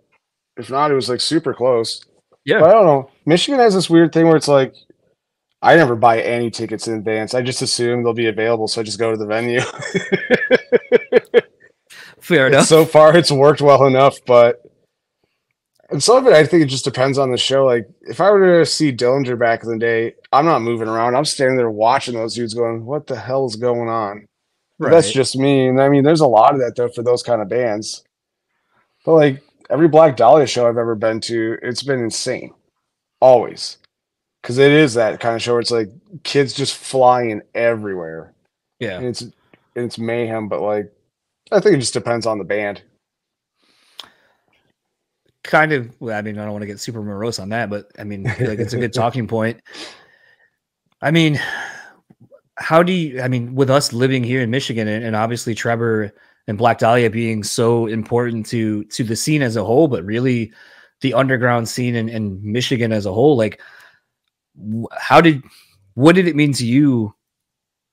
What did Trevor, I guess, mean to you as, you know, a fellow fan of like the underground and extreme metal and so forth, and like losing him into our local scene? It just hurt. It was a bummer, to be honest. It was real weird. It's not something like I ever actually saw coming, but it's not like I knew the guy really well. I've met him a handful of times in passing, but he's been nothing but like sweet. But it was just a weird blow to everything, because that's one of the like gateway bands that got me like more into like actual death metal. Because like a friend of mine in 2003 was like, you should check this out, and I was like, whoa, what the fuck is this? This is sick. And from there I was like hooked on it. But I don't know, it just is a weird blow. But I'm glad to see them pressing on. Yeah, it's a thing for me. Like, I had a friend that knew someone in the band and like met those dudes like way early on. And I remember it was like the first time like it really kind of shattered my perception of, I guess, what like extreme metal people are supposed to be like to me. Yeah. And I remember meeting Trevor and all the dudes and like before the show and really ever hearing anything they had done. And they were just like super nerdy playing. I think they're honestly playing Magic the Gathering or playing Pokemon or something. And I remember just kind of being like, huh. And then you see them like play and you're like, all right, those are not the people I just met. Like totally different people on stage and what they do. And I remember just, you know, peripherally having them around and knowing like what that meant to our Michigan scene, that, you know, they were kind of carrying the flag for the more extreme metal that was coming out of Michigan. And Trevor obviously being such a huge advocator for the scene and all these unknown bands. And oh yeah, just being so vocal about it. And I remember like when he passed, it was just, that was the thing that really bummed me out the most, is I was like, we don't have another Trevor to advocate for these people and these bands. And he was one of the ones that, you know, he'd go on to these bigger platforms and give, you know, the handout and the leg up to these people. And to now not have that was what really, I think, hit me the most when the news of his passing happened, that it was just like, fuck, that was such a huge voice that we just lost. Like not only for our local scene, but the scene as a whole. And it just kind of feels like a void without him. It weirdly is. But like I said, I'm glad to see those guys are doing stuff and like continuing forward, because I was like, damn, no more Black Dahlia. The hell just happened? I mean, we're kind of getting to that phase now where a lot of those bands, like, I mean, it's sad to see like Battlecross, like when they kind of basically called it a day with like their Christmas shows that they were doing, that it's like they're essentially done now, and it's like no more Battlecross Christmases, like no more like seeing some of these bands. Like, I don't know, it's the downfall of getting older is like I don't feel like these bands are old. I don't feel like I'm that old or that we're that old to where like you just kind of call it a day. Like, I don't know. It's weird to kind of see these bands going, but then you have bands like Botch coming back where it's like, I never got to see them when they were around. Right. So it's like, now I'm like on these weird spectrums where I'm like, this band's going away and it doesn't feel like they should be going away. Cause like when Every Time I Die called it a day, I'm like, that was 20 something years of my life going and seeing them every time they came through. Like there was consistencies of like, I'm going to see, you know, Every Time I Die probably 3 or 4 times this year. I'm going to have a fucking blast. And then a new record's coming out and then I'll see them again. And it's like, now it's like them, Dillinger, and like all these bands that it's like, I spent so much fucking time with them and with the people that I knew going to these shows. And now I don't have that. And it's like I almost have this thing where it's like I don't want to quote unquote get my heart broken again by being a fan of a band, because I'm like, I don't want to get like so attached and spend all this time and money and all this shit and then just be like, and now it's done. Like, now what? I don't know. It's kind of funny though, because if you don't do that at the same time, it's like you talked about people not showing up out to shows, and like that's unfortunately how that starts to happen. It's a weird catch-22, because I understand exactly what you're saying. It's like, why would I want to get so invested to have, you know, just my world end?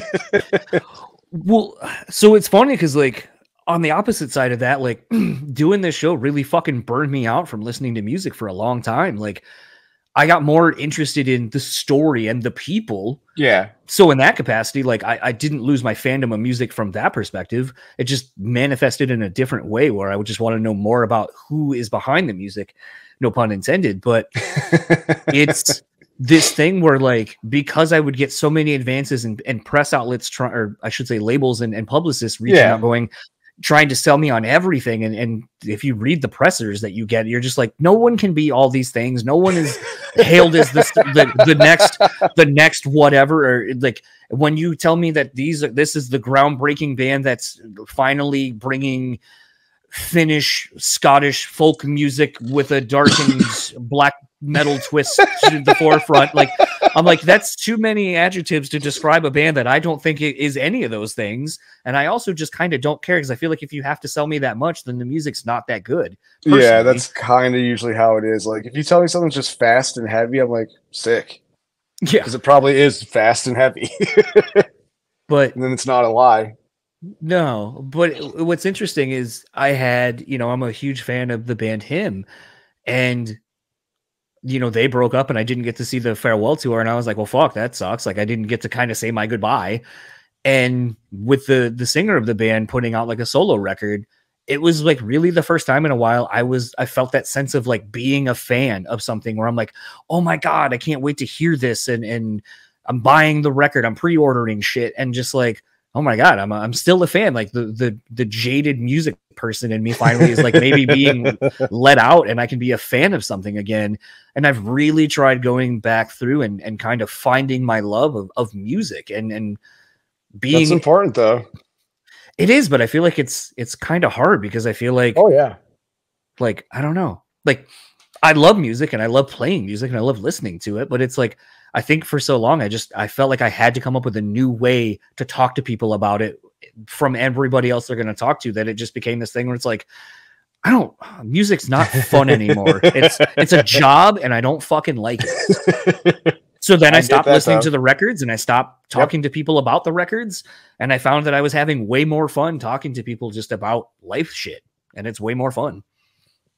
That makes sense. I mean, there was a good period after like, you know, playing so many shows and all that, where I just didn't listen to music at all, because I was just so burnt out. I was like, I have to hear this every night. Why do I want to listen to this now? Even now, I'm still kind of guilty of it. Like, I don't really listen to a lot of music in my car. I listen to music all day at work. So it's like, when I do, because I walk to work, but so when I do drive my car, I'm like, I don't want to listen to anything. I just heard this song like 30 times this week. Like, listen to sports talk radio. Just something that fills up the airwaves. Or, to be honest, what I do a lot of the times is I just watch TV in my car while I'm driving. I had an Uber driver somewhere out of state do that. They were watching some show and just had it through the stereo system. That's and exactly. in my head, I remember being like, I don't know if this is the most genius way to like quote unquote watch a show. Like to where you're like, oh, like, or if it's just like comfort food where it's like, you know, the show forward and backwards, so you can just have it on. That's like, for me, it's more of that is I just put stuff on that I'm like super familiar with. Yeah. I feel like, again, it's just kind of that comfort food thing of just like, I don't really want to like, this is what I enjoy, but it's just because it was never an option for us growing up that it's just like, it would almost be like literally recording TV, like on a tape recorder and then listening back to it. And it's funny to think that that's essentially sort of what some podcasts have, like creative shows now. Like there are like comic, like Wolverine, like there are audiobooks of comic books and shit. And it's just like, it's interesting to see that that's where we've kind of come with different mediums and how we're able that's to the thing expand I'm trying to like fuck with a little bit more is like, I've got to get a library card for Lansing. And then they have like an online library where I can, you know, borrow audiobooks. I guess it's all free. So look into that so I can try to listen to the Norm Macdonald audiobook. Yeah. Yeah, it's fun when people do their own audiobooks because, like, I don't know, it just takes it to the next level. Yeah, he narrated that, and I guess Fox was telling me about it. Is there was a part in it where it switches off to like the ghostwriter. He had help with the book, and it's just the ghostwriter talking about how much he hates Norm Macdonald.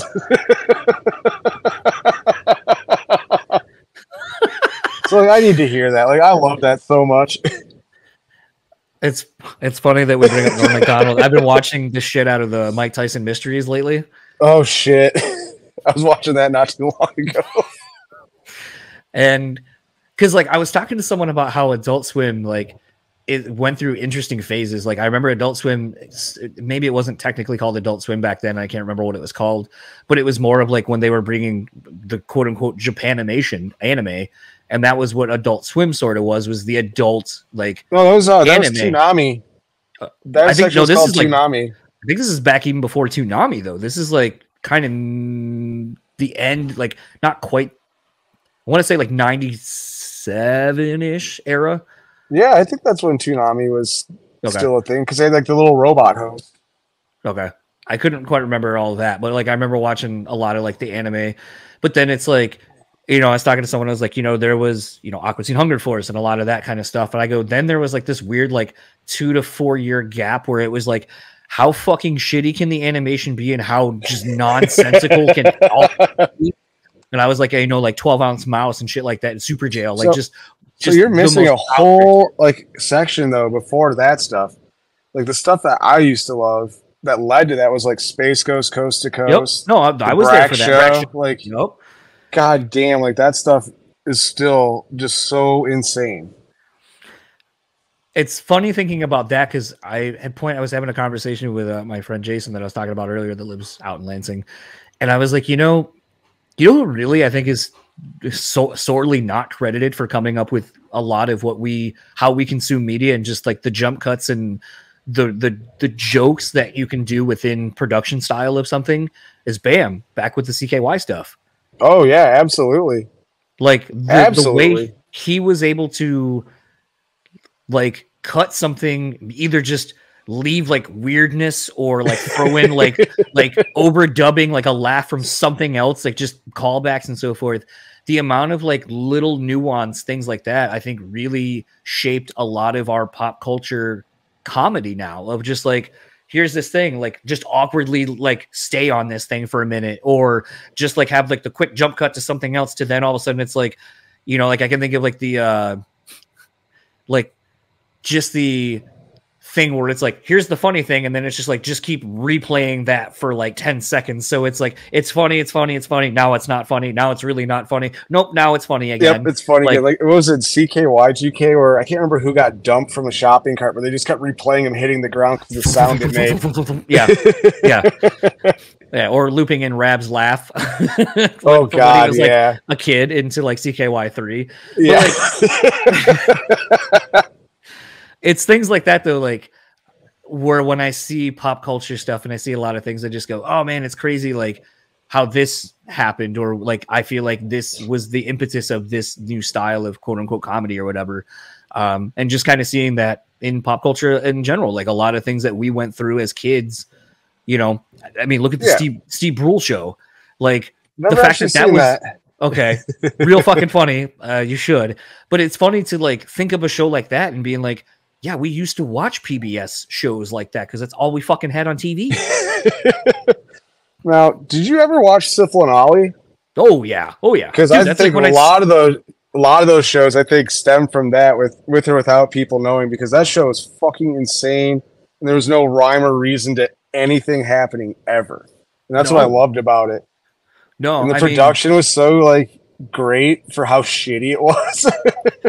Well, I mean, if you kind of even go back to like, you can't do that on television, was sort of the precursor to some of that shit too, where you're just like, what the fuck is, like, it's a skit show, but it's not, and it's kids, but adults, no, I don't know, it's on Nickelodeon. Yeah, and it's like there's a weird late night television element to it, and I don't know, it's one of the weirdest shows I've ever seen, but fuck, I love that show so goddamn much. The weirdest thing I think I ever have seen, and I still really just don't understand how it really ever got made or existed, was Aeon Flux. Oh shit, yeah. Like the sexual overtones of it mixed with like the kind of gore and violence with also like acid trip type shit, where you're just like, what was that whole block of TV called? Like Liquid Television or something? There it is, Liquid Television. Yep. It was like that, Beavis and Butthead, and what was the other one? There's The Head. Oh yeah, The Head, yeah. Yeah, and then even like you look at some of the shows MTV used to have with like the remote control and shit like that. Yep. They had the MTV's Oddity show, which I don't actually remember what that show was about. There's just weird shit on it that they're like, check this out. This is weird as hell. And you're like, okay. I don't know. Somewhere in there is like the prime example of like why I am the way I am, between like shit like MTV, like running game shows like that, TV cartoons like that, showing random ass music, and then somewhere in between there's like Kentucky Fried Movie, Faces of Death, and then something else like CKY, and that's essentially like why I am the way I am. I couldn't agree more though, because I remember being in 7th grade watching Syphil and Ollie at like 4 a.m, being like, well, why am I actually awake? 2, why am I watching this? 3, who's letting me watch this? I'm going to continue to, because this is great, I think. I will I'll kind of leave it on this last like fun thing of like nostalgia and reclaiming your youth as an adult, quote unquote. How, and maybe this wasn't a you thing, but how fucking pumped were you recently when they just announced that they were re-releasing GoldenEye for like the new systems? So I'm not like, don't get me wrong, I'm stoked, but re-release Perfect Dark. That was the better of the two games. Well, yeah, because they use that fucking expansion pack thing that you can put in your N64. Fuck yeah. But I mean, let's call a spade a spade. Perfect Dark is just basically alien, like sci-fi version of GoldenEye. Yeah. It's just a little bit more polished. Yeah. There's that suitcase gun that fucking just ripped everybody apart. Like, let me get at that again. Yeah. Yeah, it was funny. I saw it within, I think, like an hour of some, like the GoldenEye game being re-put out. Someone's like, you know what I miss doing? And then it was just like the first level where you shoot the hat off the dude taking a shit. And you're just like, I was like, oh, the amount of nostalgia of just doing that. Like, okay, I have to do this. I wouldn't be mad though to play some like Golden Gun on paintball mode, because that shit was always so fun. The game mode that my friends and I came up with that was always a lot of fun was and it was always I'm probably getting the name of the level wrong, but like the one that was basically like I want to say it was like cavern or something like that, or canyons, and it was just like rocks and like you're just in a lot of something like that. Yeah, and so what you would do is you would all get a grenade launcher or rocket launcher, go hide. You'd have a couple minutes to go find a hiding spot, and then you shoot your rocket, and then you use that to try to find somebody to kill them. Yeah, that sounds awesome. Yeah. I love stuff like that. Like games within games. That shit's so rad. Yeah, absolutely. So to kind of end it, where can everyone find you or anything you would like to plug online? And I guess a fun last question, what are you most looking forward to in this year, since we're still kind of early in it? Well, for finding me, like for tattoo stuff, it's just at Rick Woods Tattoo on Instagram. It's easy enough, or just come to the shop. And for stuff I'm looking forward to, honestly, right now we've got these few shows coming up. I'm really looking forward to playing St. Vitus. Like that's a bucket list venue. Yeah, so I'm real fucking stoked to go play there. And that's about it. Like I'm just stoked to keep doing what we're doing. It's fucking rad that we get to do it again, and people care. Actually, a last question, just because I just remembered you played with this band. How fucking rad was it playing with Trenches? They're great. Like, I don't know if that was a band that you're into or were into when they first came out, but like, no, they were on my radar, but they just crushed. So like, it was a fun treat. They're super fucking good. Yeah, I feel like that's the style of music Jimmy Ryan should be fronting at all times. Yeah, like just killed it. Yeah, so jealous you got to literally play and see them. That was in Indiana, if I remember right. Yep. Yeah, it was. Fun thing about that, Josh from Tower of Rome poked his head in real quick. That's tight. I hadn't seen him in about 10 years, and it made my fucking night. Also, I just remembered you got a fucking burger at Kuma's. How was that? It was honestly, it's one of the best burgers I've ever had. It was the worst thing I've ever eaten before show. Like, oh my God, it was so heavy. Getting all hot mouthed on stage, trying not to throw up. I was like, you'd play a bit, I'm like burping fennel. I'm like, oh God. Oh. Yeah. Granted, I'd 100% do it again, but yeah, I see a sandwich like that. There are times, and this is also, I'll end it on this. Like, talk about being an adult. There are times like you'd be out somewhere, like I have like a shitty little pizza pentagram tattoo because pizza gives me the worst fucking heartburn. Pizza and tacos, I can't stop. I can't stop eating them. Like they're my take Pepsi AC, change your life. No, 100%. So I do that. I have Tums and shit. There are times where people will be like, "Oh, do you want this slice of pizza, or do you want some of this, or whatever, or tacos?" And if I don't have Tums readily available, or I haven't taken my pill, knowing I'm going to eat like spicy food, I'll just be like, "It's not worth it." Like, oh, see, I'll risk it every time. Nope, full send. Like, yeah, let's go. It'll be fine. I'll hurt. No, not worth it to me anymore.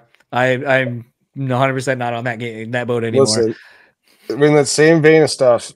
I shouldn't drink mimosas. I had like 6 yesterday. Oh, so much acid reflux. No, thank you. Woo! I've eaten so many Tums last night. I took my Pepsids. It didn't even matter. And like this morning, just awful. The things we do to our body. But like, I'd rather do that than not, honestly. Yeah, I mean, you see those jokes of like, no good story ever started with I went to bed early one night. I mean, there's that. It's just like, I like the stuff I like. I'm fucking stubborn. I don't care. Pepsi AC and fucking a handful of Tums will usually get rid of whatever's going on. Worst case scenario, I'll drink some milk too. Fucking see you later. It's fine. Yeah, it's coming up the other end where I'm just like, that's the part I'm like, it's not worth that. That's fine too. It could be so much worse. Like, it's fine. It hurts. It's painful. It's fine. I feel like that's the perfect ending, and that's probably like the best thing that probably describes the new See You Next Tuesday record. It hurts. It's painful. It's fine. It's fine. Yeah. Well, thanks for taking the time, and looking forward. Thanks for having you me, guys. To come around soon again, and we'll make some really bad decisions. I'll take my pill beforehand. I'll just bring Tums for you. And listen, I'll take my pill. Fox will take his pill, and we'll complain about it the next day. There we go. Enjoy the rest of your day, dude, and I'll talk to you soon. Yeah. So that was my conversation with Rick Woods, again, bassist for See You Next Tuesday. Want to thank him for taking the time on his only day off. It's It was kind of interesting in setting up some of these conversations. And as you heard me kind of say in Fox's chat yesterday, Fox was really instrumental in getting this idea off the ground initially, and really had worked with everyone in the band to set up times and dates and all that kind of stuff. And then my life just took a fucking shit, and I had to redo everything. And Fox, obviously, as I said, was pretty straightforward and was just like, look, dude, I don't have the time to add this to my plate to get with everybody. So like, you're going to have to do it if you want this project to happen. And, I did, obviously, in a matter of like an hour. Like, everyone was on board. We had times. Everyone knew what I needed from them. And, these things got done. But ultimately, it was one of those things where knowing that, Fox and Rick only have like a day off between their busy schedule of tattooing, that it's like the things that they need to do in their life, as Rick kind of said, like, I only have so much time to do like my normal day-to-day things because I'm working all day when shit's open.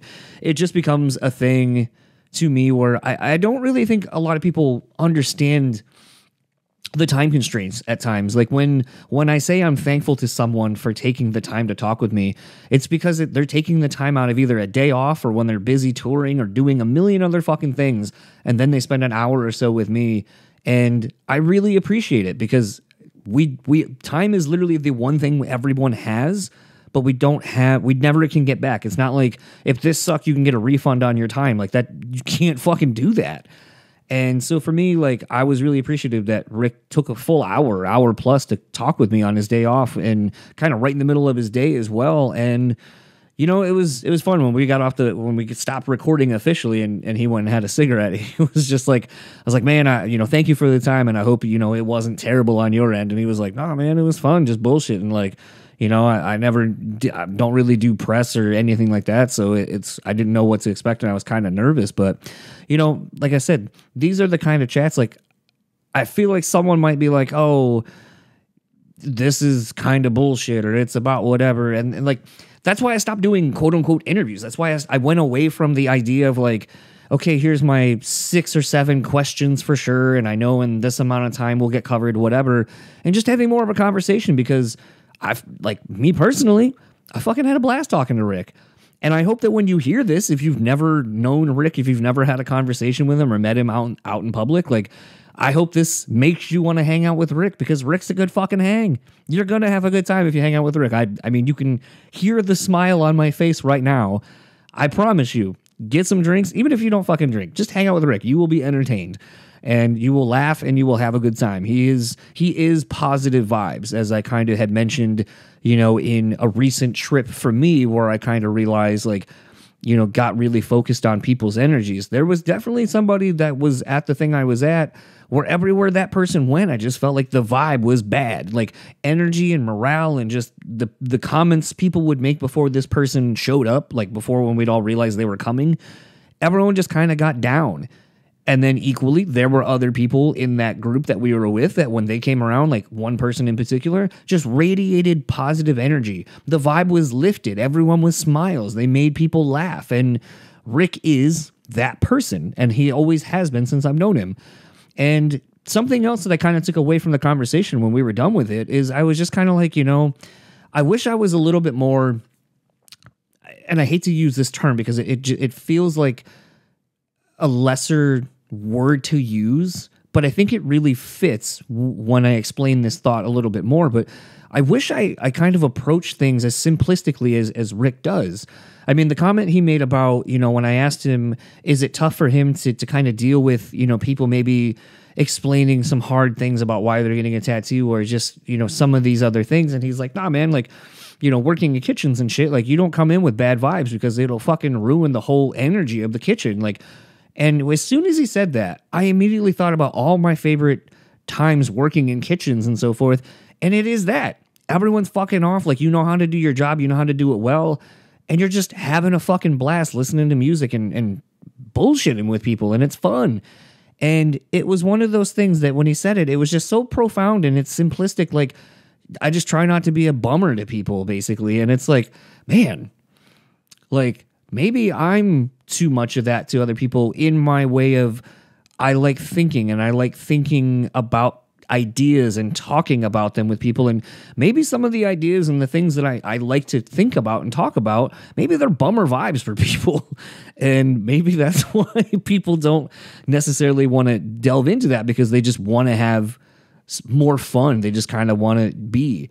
And, I think that's something I'm actually going to take away from this and try to apply more to my day-to-day life, of just kind of trying to be more of leaving some shit at the door and just kind of trying to be like, I don't want to say positive vibes only, but just kind of being like, I've checked that shit and now I'm here to like do a job and I'm here to have fun and like, let's just get it.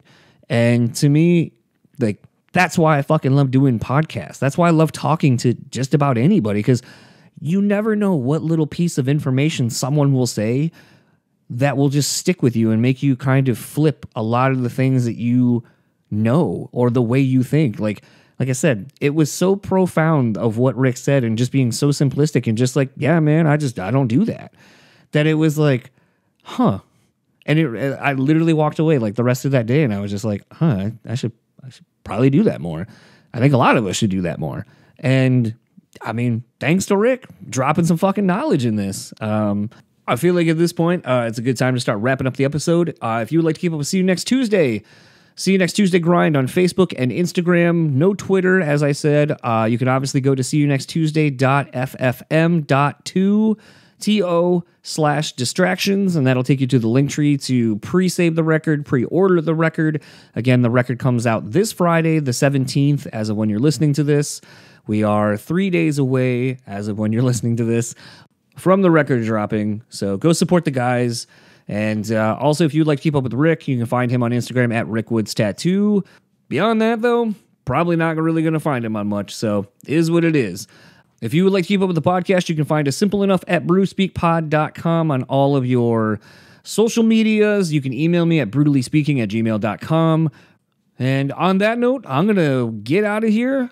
We got another episode tomorrow with Drew from See You Next Tuesday, so I will talk to you tomorrow. Enjoy the rest of your day.